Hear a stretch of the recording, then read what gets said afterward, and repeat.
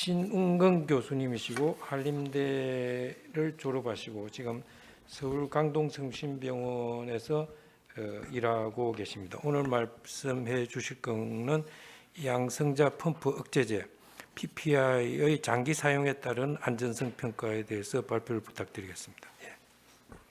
예, 소개 감사합니다. 앞선 두 연구 과제와 다르게 저는 이제 실 연구 기간 1년 3개월 정도로 해서 지난해 중반에 연구가 종료된 연구고 결과를 말씀을 드리겠습니다. 우리가 이제 흔히 빅데이터라고 하면 데이터의 크기가 큰 거는 뭐 누구나 다 알고 계실 겁니다. 그런데 이 데이터가 밸류가 있어야 됩니다. 가치가 있어야 되고 정확성이 있어야 되고 다양한 자료를 포함을 해야 되고 또 이 분석하는데 속도를 낼 수가 있어야 됩니다. 그래서 이렇게 5가지의 V, 5V가 이제 특성이 되겠습니다. 이러한 특성을 이제 갖추고 최근에 이제 곽광을 받기 시작한 것이 이런 커먼 데이터 모델이라는 겁니다. 여기 보시면은 Observational Health Data Science and Informatics 커뮤니티에서 즉 ODC 커뮤니티에서 전 세계에 또 각각의 병원마다 서로 다른 형태로 존재하는 환자의 의무 기록, 원무 기록 등을 이렇게 공통된 코드로 이렇게 변환을 시켜서 이제 사용하고 있는 데이터베이스입니다. 현재까지 전 세계 인구의 11%에 해당하는 약 8억 명 정도의 환자 데이터가 이제 변환이 되어 있습니다. 우리나라도 보시면은 전국에서 약 한 40개 병원에서 데이터가 변환되었거나 아니면 변환 중에 있습니다. 그래서 이제 저희가 한 연구는 다 이 CDM 자료를 활용을 해서 했습니다. 이거는 이제 다른 그룹에서 건강보험공단 샘플 코호트를 활용을 해서 이 PPI가 얼마나 이제 사용량이 증가하는지 2016년 한국 연구재단 연구비를 수혜를 받으셔서 분석을 하셨는데 2002년부터 2013년까지 결과를 내셨고 그 밑에 있는 테이블은 제가 이번 발표를 위해서 준비를 한 겁니다. 이거는 건강보험 심사평가원 2012년부터 2017년도 자료가 1년 단위로 CDM으로 이제 변환이 되어 있습니다. 그래서 그 결과를 이제 이렇게 좀 연결을 해보면 우리나라 PPI 사용률이 2009년을 지나면서 뭐 급격히 늘어나고 있습니다.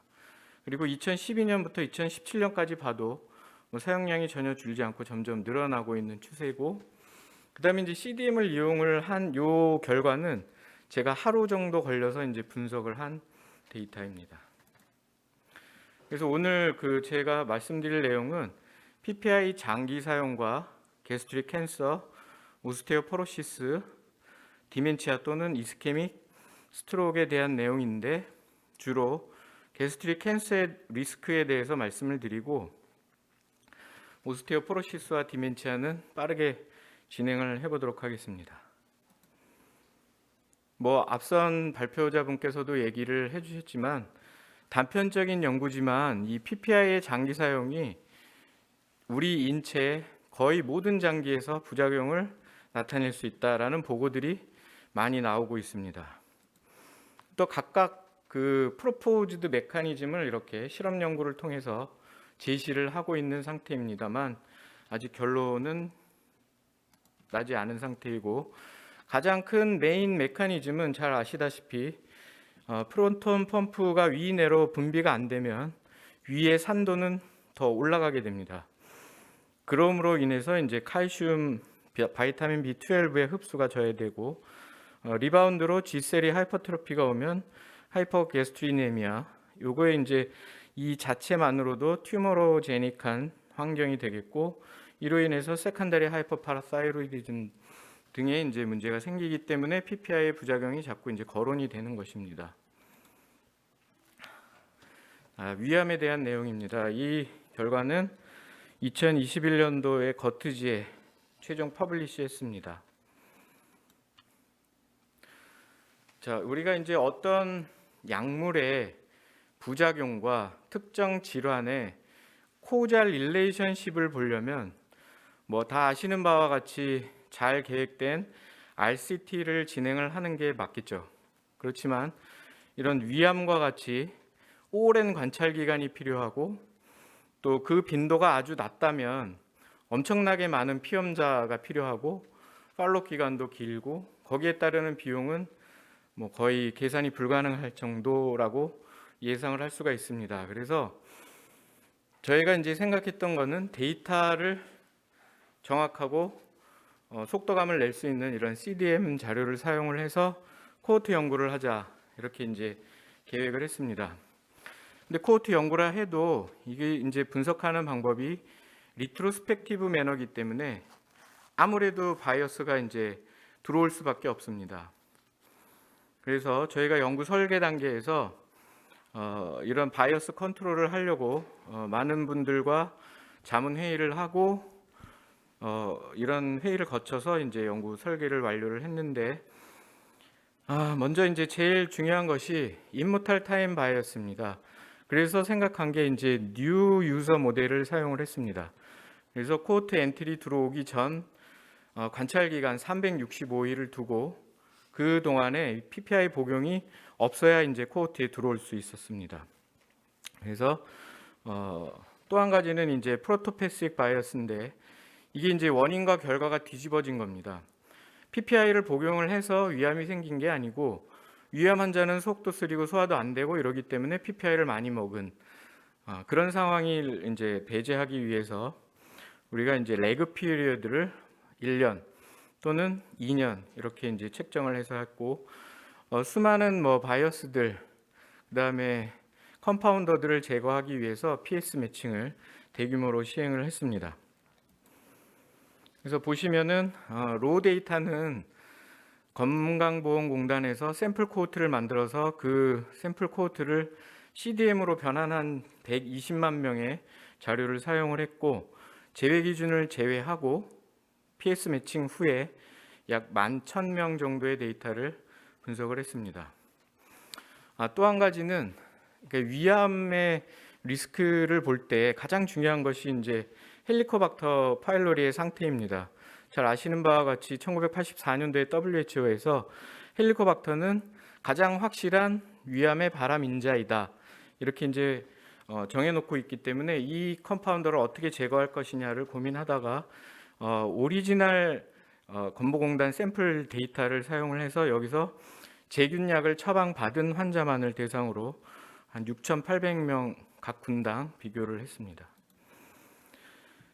저희가 이제 PS 매칭을 했는데 보시면은 사용된 코베리어트가 14,000개입니다.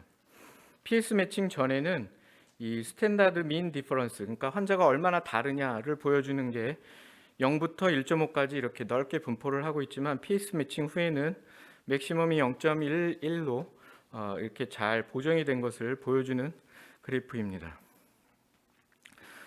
베이스라인 캐릭터리스틱스의 일부분입니다. 뭐 에이지 그룹 있고 섹스, 그다음에 내시경 시행 여부, 여러 가지 메디컬 히스토리, 메디케이션 히스토리 등을 포함을 해서 이제 PS 매칭을 시행을 했습니다. 요거는 이제 오리지널 건강보험공단 샘플 코호트를 제균 그룹에서 비교를 한 베이스라인 캐릭터리스틱스의 테이블이고, 결과를 보시면 PPI를 30일 이상 복용을 한 경우에 그렇지 않은 환자보다 약 위암의 해저드 레시오가 2.37로 통계적으로 의미 있게 나오고 있습니다. 대조군을 H2 블로커로 했을 때는 통계적으로 위암 발생의 위험의 차이는 없었습니다. 그 다음에 PPI 복용의 듀레이션을 90일, 180일, 365일로 변형을 해서 분석을 해보았을 때 90일, 180일까지는 통계적으로 의미 있게 계속 위암 발생을 높인다, 이렇게 나왔는데, 이제 365일 이상 복용한 분에서는 통계적으로 의미는 없었지만, 잘 보시면 95% 컨피던스 인터벌이 0.85에서 23까지 되게 넓은 범위에 존재하는 걸로 봐서는 아마 이 이벤트 코호트인 그 게스트릭 캔서의 발생이 10명밖에 되지 않아서 아마 이 작은 샘플 사이즈 때문에 아마 그런 것 같습니다. 그 다음에 이제 오리지널 데이터로 헬리코박터 파일로리 제균약을 복용한 처방받은 환자만을 대상으로 분석을 해봤을 때도 180일 이상 PPI를 계속 복용한다라고 했을 때 통계적으로 의미 있게 위암 발생을 증가시키는 것을 결과를 얻을 수 있었습니다. 그 다음에 이제 저희 데이터가 강건하다, 저희 데이터의 결과가 강건하다라는 것을 보여주기 위해서 여러 가지 방법으로 센시티비티 분석을 했습니다. PS 매칭을 1:1, 1:4, 또 레그 피리어드를 1년 또는 2년, 그 다음에 이제 프로펜시티 스코어를 매칭하는 게 아니고 스트래티피케이션을 해서도 분석을 했을 때 계속 동일하게 위암 발생은 증가하고 있다, 이런 결과를 얻었습니다. 그래서 큐뮬레이티브 인시던스 레이트입니다. 팔로업 한 1.5년 정도 됐을 때는 두 분 간의 차이는 없어 보이는데 시간이 지날수록 위암 발생은 PPI 복용 그룹에서 증가하는 것을 볼 수가 있습니다. 그래서 결론은 그겁니다. 그러면 PPI 쓰지 말라는 거냐? 그거 아니고 정확한 인디케이션이 현재 있는 군에서만 계속 지속 복용을 하자. 예를 들면 안티스롬보틱 에이전트를 복용하고 있는 환자에서 과거에 어퍼지아이 블리딩의 히스토리가 있었다, 이런 환자는 PPI를 끊을 수가 없습니다. 재출혈을 예방하기 위해서 그런 환자들에 국한해서 PPI를 장기 사용해야 되지 않을까라는 제안입니다. 이거는 이제 저희가 연구 설계를 할 때 아틀라스라는 오픈 플랫폼을 사용을 하는데 거기에서 제공하는 아킬레스라는 프로그램을 이용을 하면 이렇게 이제 시각화 자료들이 나옵니다. 제가 근무하는 병원에 16년 동안 내원한 환자의 진단명이 되겠습니다. 네모의 크기는 환자의 수가 되겠고, 스토막 캔서 같은 경우는 이런 식으로 표시가 됩니다. 다음은 이제 오스테오포로시스인데 결과는 의미 있게 나왔습니다. 이제 빠르게 진행을 해서 보여드릴 텐데, 옆에 보시는 이 화면이 저희가 아틀라스라는 오픈 플랫폼을 이용을 해서 연구 설계를 하는 실제 화면이 되겠습니다. 조금 생소하실 테지만 여기서 환자군, 대조군, 그 다음에 제외 기준, 이런 것들을 이제 다 넣을 수가 있고, 저희가 원하는 분석 방법, 콕스 해저드를 쓸 것이냐, 이런 방법까지 다 여기서 연구 설계를 할 수가 있습니다. 오스테오포로시스 같은 경우는 이제 50세 이상에서 180일 이상 복용한 환자, 오스테오포로시스의 정의는 ICD-10 코드 플러스 관련된 약물을 같이 먹고 있는 그런 환자를 고, 이것도 이제 건강보험공단 데이터를 사용을 해서 여러 가지 방법으로 시행을 했는데, 오스테오포로시스는 이렇게 통계적으로 의미 있게 증가를 하는데 그 해저드 레시오는 약 한 1.5 정도, 이렇게 많이 높지는 않습니다. 힙프랙처는 관련이 없어서, 또 이 CDM의 장점이 이렇게 간단하게 저희가 이제 분석 코드를 만들어 놓으면 로 데이터를 여러 데이터에 적용을 할 수가 있습니다. 그래서 여기 보시면은 추가로 대학병원 6개를 추가를 해서 이 병원의 CDM 데이터를 이용을 해서 또 분석을 해보았습니다. 각 병원마다 이렇게 헤테로지니어스한 결과를 보이는데, 이러한 헤테로지니어스한 결과를 총 메타 분석을 합니다. 저희가 CDM의 장점은 환자의 개인 정보를 원천 차단하는 게 이제 장점인데, 단점은 풀더 어널라이시스를 할 수는 없습니다. 이렇게 얻어진 결과를 메타 분석을 해서 보았을 때 오스테오포로시스는 역시 PPI 사용과 관련이 있다, 이런 것을 이제 보고를 했습니다. 지금 오스테오포로시스에 관한 내용은 투고 후에 지금 메이저 리비전 중에 있습니다. 다음은 이제 디멘치아인데 관련된 이런 메커니즘은 제한되고 있는 것들이 있습니다. 그런데 현재까지 연구는 관련이 없다, 관련이 있다, 이렇게 이제 엇갈리고 있어서 저희가 이스케믹 스트로크와 알츠하이머 디멘치아를 이제 분석을 해봤는데, 연구 설계 과정은 비슷하고요. 그 다음에 이제 또 이 PS 매칭 후에 이렇게 매칭이 잘 되었다, 이 옆에 이 한 줄은 전부 이 베리어블이 되겠습니다. PS 매칭한 베리어블. PPI 예상하셨겠지만 PPI를 복용한 그룹하고 그렇지 않은 그룹은 이렇게 상당히 많은 차이가 있습니다. 근데 PS 매칭 후에 이렇게 거의 같은 집단이 되었다라는 이런 시각화도 CDM에서 가능하겠습니다. 뭐 결과를 보시면 PPI 365일 이상 대조군은 애니드럭으로 비교를 했을 때 의미는 없었고 대조군을 H2RA로 변경을 해서 분석을 했을 때도 의미는 없었습니다. 다음은 이스케믹 스트로크 365일 이상 지속 복용하고 대조군은 애니드럭으로 했을 때도 역시 의미는 없었습니다.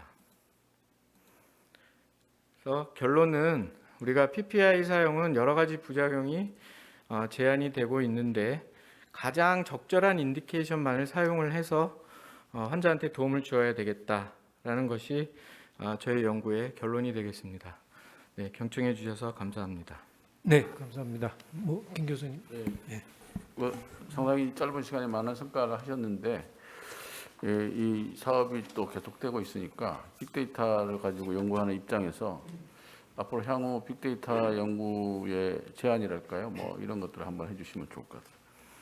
예, 그 CDM을 이용한 연구는 개개인이 이제 이런 오픈 플랫폼을 이용을 해서 연구를 가급적 쉽게 할 수 있고 속도감 있게 할 수 있습니다. 그래서 1년 3개월 만에 이렇게 많은 결과들을 얻을 수 있었는데 저희 연구에서 가장 많은 시간이 걸린 것이 그 건강보험공단 오리지널 데이터를 이용한 헬리코박터 제균 치료 그룹에서 결과를 내는 것이 대기 기간만 한 8개월 정도 대기를 했고 이제 그 원격 분석 가능하도록 그 사이트를 얻는데 또 한 달 정도 걸렸고 해서 이제 저희가 분석할 시간이 너무 촉박해서 거의 뭐 연구 말미에는 그 분석에만 이제 매달렸던 기억이 있습니다. 그래서 부탁은 뭐 빅데이터가 여러 가지 방법이 있기 때문에 이런 건보공단이나 아니면 심사평가원 이런 빅데이터 관리하시는 분들이 조금 더 신경을 써주시고 연구자들이 시간이 많지가 않다는 것만 좀 이해를 해주시고 이걸 확장을 해서 좀 더 잘 접근할 수 있게 좀 해주셨으면 좋겠습니다. 예, 감사합니다. 예.